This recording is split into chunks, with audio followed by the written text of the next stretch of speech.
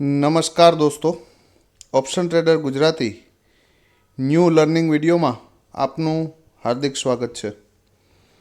તો કેવું રહ્યું મિત્રો આજનું ટ્રેડિંગ સેશન?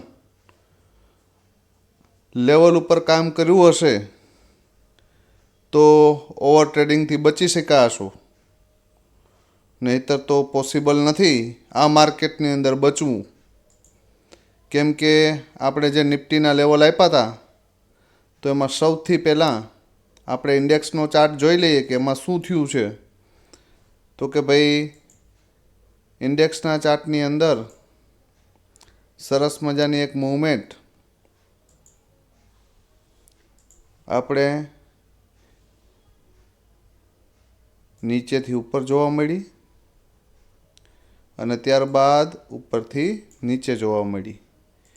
પણ શું મિત્રો આ મૂવમેન્ટ દરમિયાન કોલના કે પુટના પ્રીમિયમમાં શ્યોર મૂવમેન્ટ મળી છે? કોમેન્ટ કરીને જણાવજો. આ છે આપણું પુટનું પ્રીમિયમ. સૌ પ્રથમ આપણે નજર નાખી લઈએ કોલના પ્રીમિયમ ઉપર નિફ્ટીના, અને ત્યારબાદ આપણે જોઈએ કે કઈ કઈ જગ્યાએ ટ્રેડ હતો, તો એક રિવિઝન થઈ જાય એ માટે. તો સૌ પ્રથમ નિફ્ટીની અંદર એક ટ્રેડ આપણો બનતો હતો કઈ જગ્યા ઉપર? તો કે આ એરિયામાં ક્યાંક.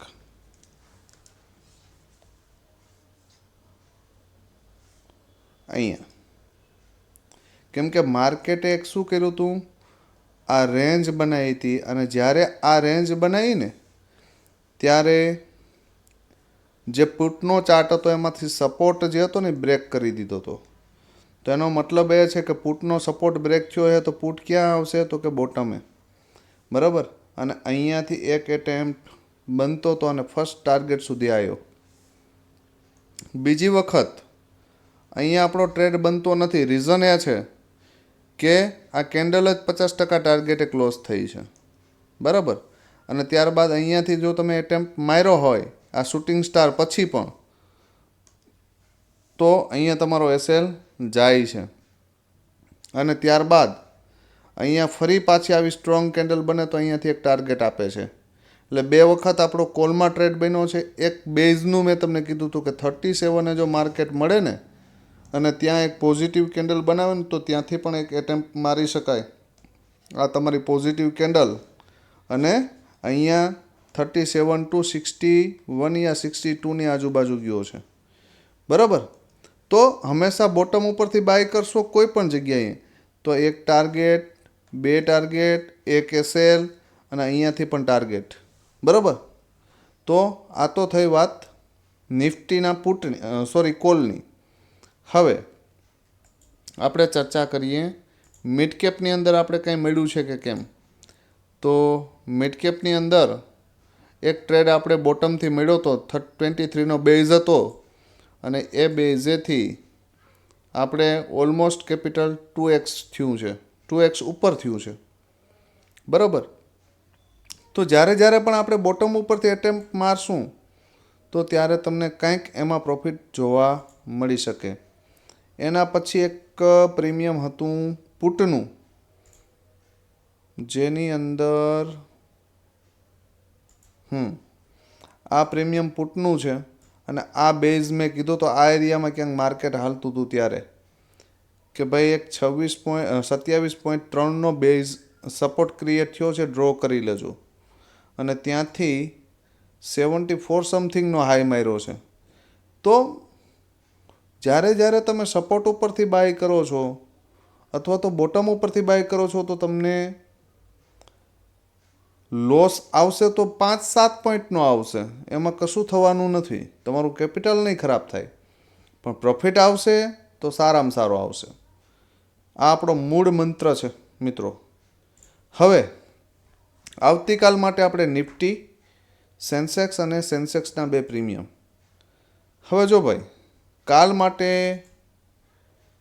ક્લિયર કટ ભાષામાં કહું છું કે શનિવારે બજેટ છે અને બજેટને કારણે તમામ ઇન્ડેક્સના પ્રીમિયમ હાઈ છે, તો મારી પર્સનલ સલાહ છે કે જે સેફ ટ્રેડર છે ને ભાઈ, એ આ 2 દિવસ દૂર રહેજો માર્કેટથી. શું કામ દૂર રહેજો એ આગળ પ્રીમિયમના ચાર્ટ ઉપર આપણે એનાલિસિસ કરશું ને એટલે કહીશ તમને. પણ મારો જે બજેટનો અનુભવ છે એ મુજબ કહું છું કે તમારા સેન્સેક્સની અંદર 300 પોઈન્ટના એસએલનું પણ કંઈ નહીં આવવા દે, યાદ રાખજો. અને 700 પોઈન્ટની કે 600 પોઈન્ટની મૂવમેન્ટ આપીને એના માટે નોર્મલ બાબત હશે. તો જો 700 પોઈન્ટની મૂવમેન્ટ લેવી હોય તો 300 પોઈન્ટનો એસએલ સહન કરવાની તાકાત ધરાવવી પડશે. અને હેવી વોલેટિલિટી જોવા મળી શકે. બીજી વાત કે અત્યારના જે પ્રીમિયમ છે એ પ્રીમિયમ ઉપર જ્યારે આવશું ત્યારે ચર્ચા કરશું. સૌ પ્રથમ આપણે નિફ્ટીના લેવલ જોઈ લઈએ. પણ એક વસ્તુ ક્લીન રાખજો કે સેફ ટ્રેડર આ માર્કેટથી દૂર રહેજો 2 દિવસ, નહીતર હેવી લોસ કરી બેસશો. યાદ રાખજો આ શબ્દો મારા, બરાબર? કેમ કે જે પ્રમાણેના અત્યારે પ્રીમિયમ છે ને, યા તો એને ડીકે કરીને 50% કરી નાખશે અને યા તો એને હેવી બાઉન્સ કરશે કે જેથી કરીને વોલેટિલિટીમાં તમારા 200 પોઈન્ટના એસએલનું પણ કાંઈ નહીં આવે, બરાબર? આ 2 જ કન્ડિશન થઈ શકે. ડીકે કરશે તો પણ લોસમાં જશો અને હેવી વોલેટિલિટી હશે તોય તમે 100 પોઈન્ટનો મિનિમમ સેન્સેક્સની અંદર 100 પોઈન્ટનો એસએલ રાખશો, એનાથી વધારે કેટલો રાખશો તો એ પણ ખાઈ જશે, બરાબર? તો એ જે ચર્ચા છે એ આપણે પછી કરીએ, પણ પહેલાં ઇન્ડેક્સ ઉપર લેવલ જોઈ લઈએ. જો ભાઈ અત્યારે માર્કેટ છે ને સ્ટ્રોંગ રેઝિસ્ટન્સ ઉપર છે 23,297, બરાબર? આની ઉપર નીકળે ને તો આપણો એક ઓલ ટાઈમ હિટ લેવલ છે 23,394, બરાબર? આ 297થી જો નીકળે તો 394 સુધી જઈ શકે.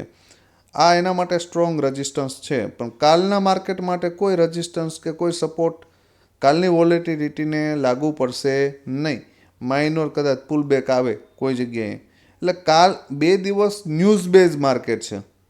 તો ન્યૂઝ બેઝ માર્કેટની અંદર ટેકનિકલ એનાલિસિસની કોઈ વેલ્યુએશન હોતી નથી. પણ છતાંય આપણે લેવલ ઉપર કામ કરશું તો થોડો ઘણો તો ક્યાંક બોટમ ઉપરથી મળશે તો પણ કંઈક કરી શકશું. એ માટે આપણે એનાલિસિસ કરીએ છીએ, બરાબર? તો 23,394ને બ્રેક કરે તો 23,561 સુધી જઈ શકે, બરાબર?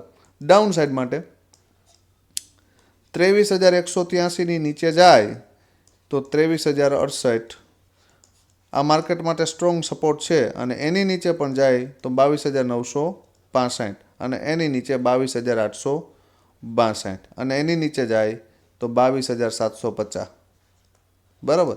અહીં સુધી આવી શકે સેન્સેક્સ. આ લેવલ ડ્રો કરી લેજો, બરાબર? નેક્સ્ટ ઇન્ડેક્સ છે, પેલું નિફ્ટી હતું, હવે આવે સેન્સેક્સ. સેન્સેક્સની અંદર 77,238 માર્કેટ માટે સ્ટ્રોંગ રેઝિસ્ટન્સ છે, યાદ રાખવું, બરાબર? આની ઉપર નીકળશે તો 77,772 અને એની ઉપર 78,319 અહીંયા સુધી માર્કેટ આવી શકે, બરાબર? એ ડાઉન સાઈડની વાત કરીએ તો 76,582ની નીચે જાય, બરાબર? તો 75,938 અને એની નીચે 75,350, બરાબર? અહીંયા સુધી આવી શકે, બરાબર? આ તો વાત થઈ ઇન્ડેક્સની. હવે ચર્ચા કરીએ આપણે પ્રીમિયમની.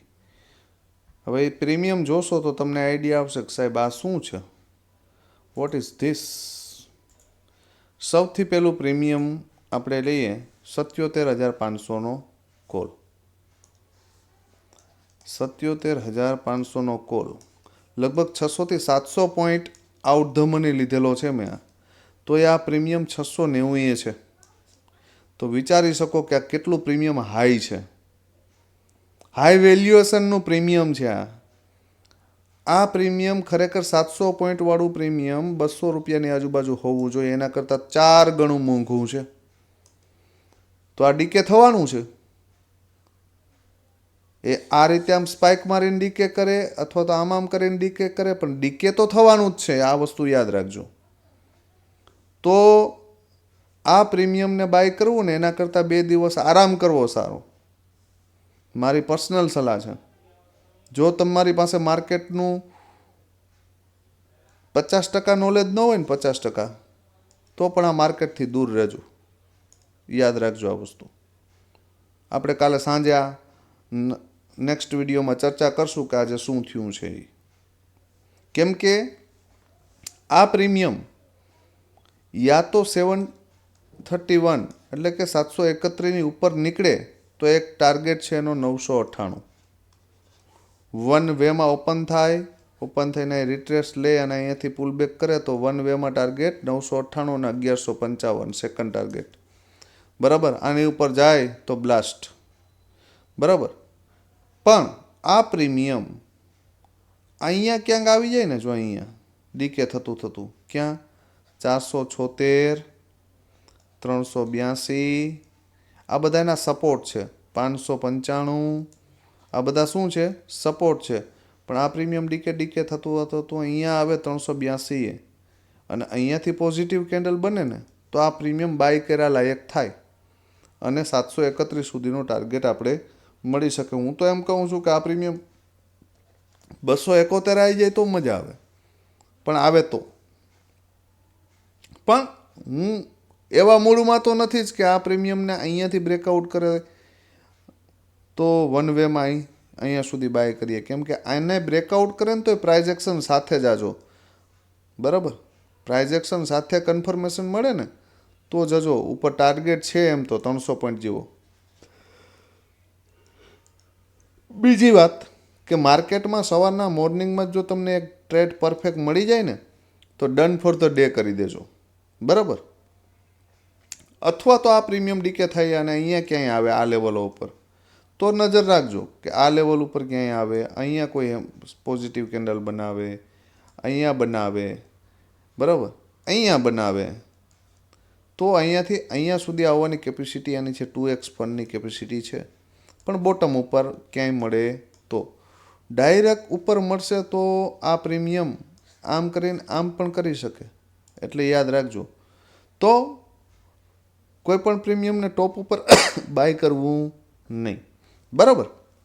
આ તો વાત થઈ કોલની. હવે આપણે ચર્ચા કરીએ પુટની. તો જો ભાઈ પુટનું પ્રીમિયમ ક્યાંથી આવ્યું છે? 1297 અહીંયાથી. ક્યાંથી? 1297 અહીંયાથી. માર્કેટ અત્યારે ક્યાં છે? ટોપ ઉપર છે અને પ્રીમિયમ ક્યાં છે? બોટમે છે. આની નીચે એક જ સપોર્ટ છે 295, બાકી રામવાલા છે. યાદ રાખજો.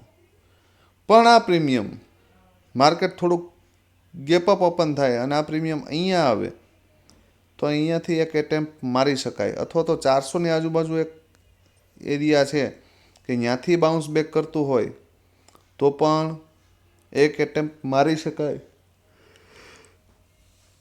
પણ મારી તો સલાહ એ જ છે કે આ પ્રીમિયમ અહીંયા આવે તો ટ્રાય કરવી, બાકી ન કરવી. બરાબર. હવે ધારો કે આ પ્રીમિયમમાં ડાયરેક્ટ મૂવમેન્ટ, તો કે ડાયરેક્ટ મૂવમેન્ટ માટે 581ની ઉપર એક કેન્ડલનું ક્લોઝિંગ અને સેફ ટ્રેડર માટે 711ની ઉપર એક કેન્ડલનું ક્લોઝિંગ. તો અહીંયાથી 914 સુધીના 200 પોઈન્ટનો ટાર્ગેટ છે અને એના પછીનો 1100નો.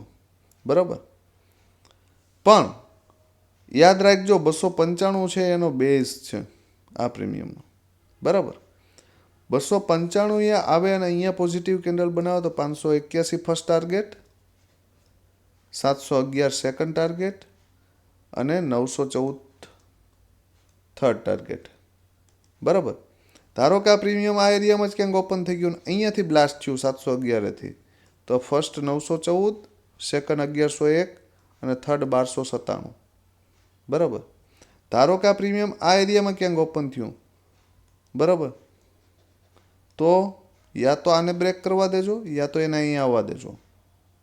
બેમાંથી એક વસ્તુ થવા દેજો.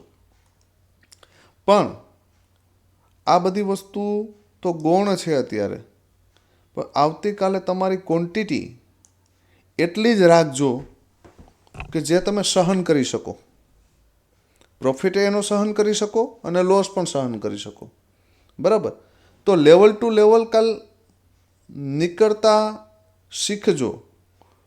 અને જો એક ટ્રેડ પોઝિટિવ નીકળી જાય 200-300 પોઈન્ટનો તો રામવાલા અને ડન ફોર ધ ડે કરી દેજો. બરાબર. તો અમારા આ વિડીયો જો તમને કાંઈક ઉપયોગી થતા હોય, આજે 2-4 મિત્રોના મને સ્ક્રીનશોટ આવ્યા કે સાહેબ આજે અમે પ્રોફિટમાં છે. ખરેખર આમ ટાઢક મળે છે કે ના ભાઈ આપણા લેવલ ઉપર મિત્રો કામ કરે છે અને એ પ્રોફિટ કરે છે. તો પ્રોફિટ કરતા હોય એ મિત્રો કોમેન્ટમાં જણાવજો કેટલો પ્રોફિટ કર્યો છે. લોસ કર્યો હોય તો લોસે જણાવજો અને શું કામ કર્યો છે એ પણ જણાવજો. બરાબર. તો વિડીયો સારો લાગે તો લાઈક કરી દેજો, ન લાગે તો ના કરતા. બરાબર. અને સારો લાગે તો તમારા મિત્રો સુધી પણ શેર કરજો, કોમેન્ટ કરજો અને ચેનલને સબસ્ક્રાઈબ ન કરી હોય તો કરી નાખજો. બરાબર. આવતીકાલે ફરી મળીશું નવા વિડીયો સાથે. ત્યાં સુધી જય માતાજી, હર હર મહાદેવ.